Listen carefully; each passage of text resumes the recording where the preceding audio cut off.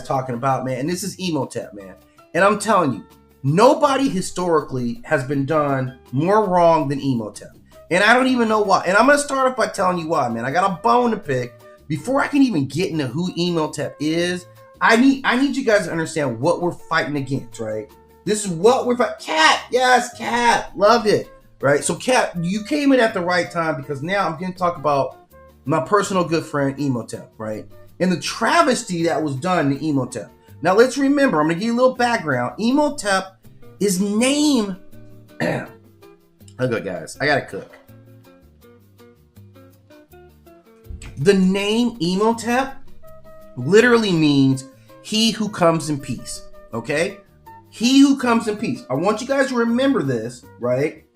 Thank you for joining, giving me the time that you do have. His name is I come in peace. This is ancient Kemet. This is like 3rd dynasty. He had a lot of roles. He was a chancellor to Djoser, the pharaoh. He was a high priest of Ra. He was the chief architect of the Step Pyramid, right? Think about that. He was a physician. He was a sage. And later, he was the god of medicine. It's all love here. We're just having a great, look, it's all love. I love doing this. I love talking to you guys. I feel honored, okay? So he was all this stuff, right? He did all these things. His domain was wisdom, healing, sacred architecture, intellectual power, right? Not strength, not conquest. It was about understanding creation. It was about precision. He was a story of a man who served the pharaoh in the earliest days of the unified kingdom. This is when the two lands were put together, right? He was not royalty. He was not born in divinity. He was not even a king, right? He came about, he was a common man who rose up purely through intellect, right? I'm telling you, this is one of the nicest guys ever. If you ever run into Imhotep in the afterlife, you need to like pound him up. Like, you're a righteous dude. Like, this is a righteous dude, right? So we know all this stuff about him. And his path to divinity was a slow burn. He was a historical figure. He was a genius and an architect. He was a priest. He was a legendary sage. He began to show it, like they were talking about his knowledge, like how much he knew, how smart this guy was, all this stuff going on with Enoch, Imhotep. He's gonna get pissed if I call him Enoch one more time, right? So he grows into being worshipped. This is again, the people are building him up more like Ganyu than Enoch, who was taken. So Enoch is different than all the rest in that regard, okay? So he gets put up by the people. People still leave him offerings, right? They give him offerings. Imhotep was that dude. And here's what modern culture does with him, right? Here's what modern culture does with him, right? Take all that and make him the villain in the Mummy movies. And it pisses me off so much, right? They make this guy a true villain who is disloyal to his pharaoh, or in his suit. He was disloyal, right? He's like, first of all, you turn into a monster. You have to endure, what did they call it? The Humjai, like the most brutal torture ever. Think about who Imhotep really was. Why would you even associate his name with all that, right? But he does all this. He becomes this monster. You're hunting people down. You're killing kids. Like, you're just devastating. Like, you're devastating like the countryside. Like, you are a menace, right? And here's the thing. You were seen as one of the most disloyal guys of all time. Like, look, this is what was going on, right? It's him, and you see her right here, right? Let's just zoom this in. This was the problem right here. Him and Enoch, right? Him, Enoch. And here's the thing. We're gonna be really honest about this. Who wouldn't? Right? I'm just being really honest. Yeah. No, I'm telling you guys, this guy was the nicest guy ever, man. He was all about you, man.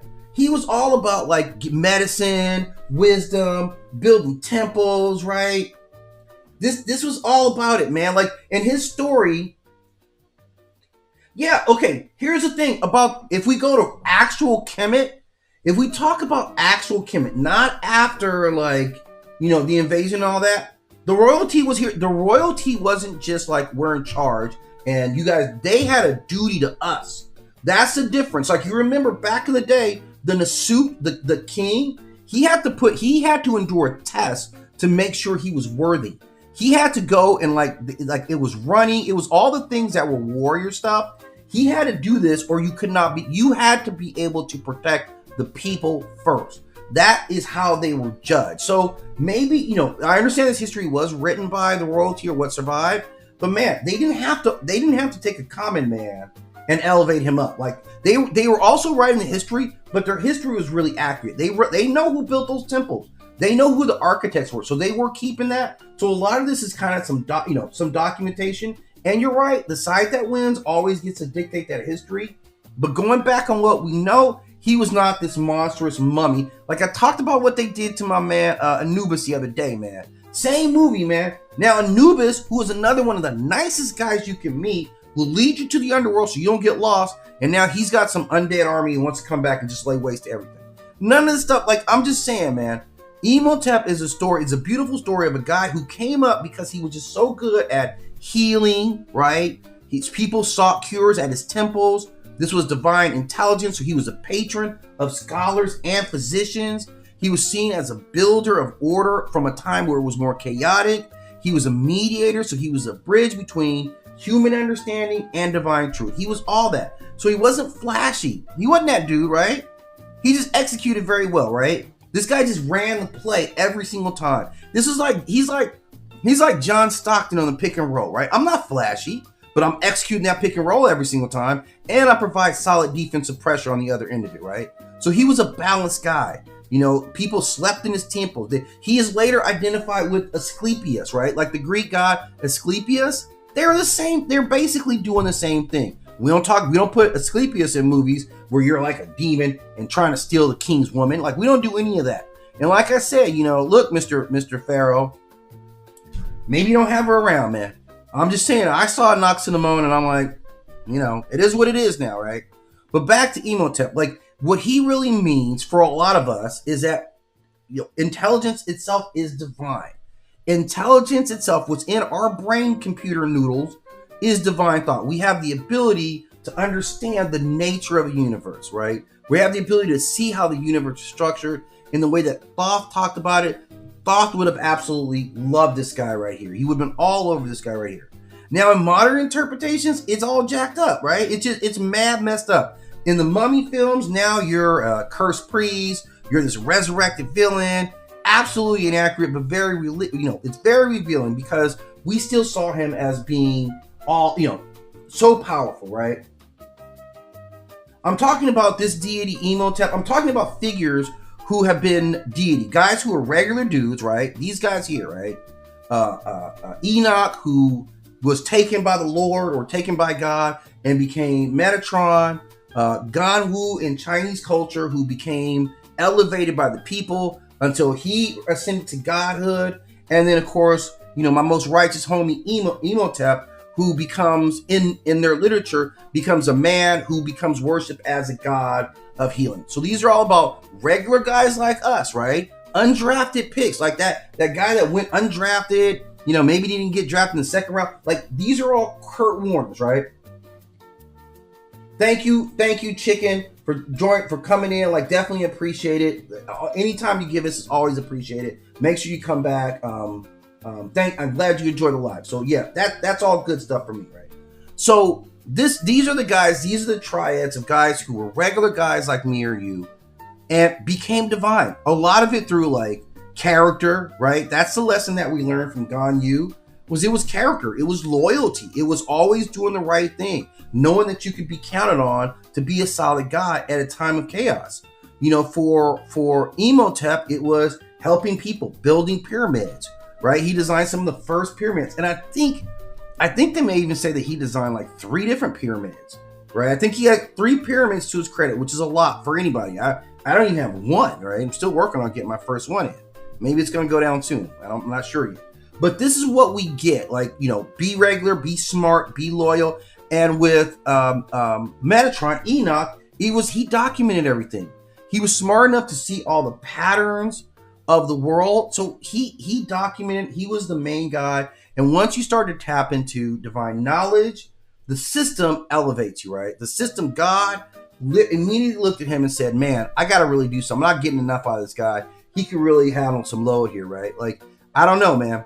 To me, he's like having, you know, a second backup unit. Not as good as the first, but you need that because one is so close to none, and even God needs a day off. And when he does, when he calls in sick, he's like, all right, don't worry about it. Imhotep can come in and run the offense right for us. And I don't mean like how Vince Evans used to run the Raiders when somebody got hurt, right? I mean, like a real certified. It was like this. It was like when the Niners had Joe Montana, and then you had Steve Young on the bench, right? And we're just waiting for him to take over, and it happened, right? But you had one who wasn't quite done, right? Joe Montana wasn't done. It was a tough decision for management. And thank you, Joe Montana, for torturing us every time after in Kansas City for letting us know that you weren't done.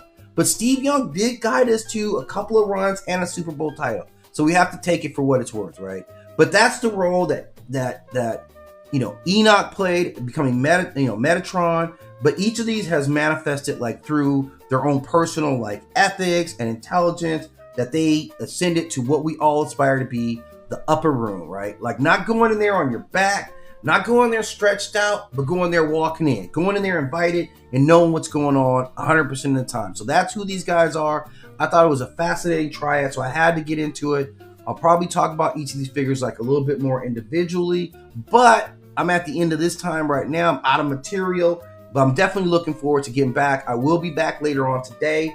And guys, I'm just letting you know, for all you guys stopping in, I've been working on this. Let me see if I can find this here. I'm doing a little self-promotion here, because I've been working on a graphic novel for you guys, right? For me, but you know how it is. Where did I even put my graphic novel here? Okay, so this is all mythology based, and I'm just kind of show you some of the artwork, and I'll probably have some good, a good finished version for you guys, at least like a mini comic book. Maybe in the next like week or so, I'll probably release like it's just short, like maybe a 12 pager or something like that. So this is kind of my art. That's Hathor, by the way. Like Hathor is coming back to Earth, and I know she is looking great, right? So this is what the story is about. So I'm kind of working all this mythology we've been talking about but I'll keep you guys posted. If you follow any of my socials, you'll start to see the artwork coming up. So it's on the gram, and I'll start getting some of the stuff up here, but that's for later. For now, I'm going to wrap this up. I am going to grab a little bite to eat. Looking forward to that, and then I'll be back. Looking forward to connecting with you guys later on the next MythLab, which is going to go down later today. So I'm going to bid you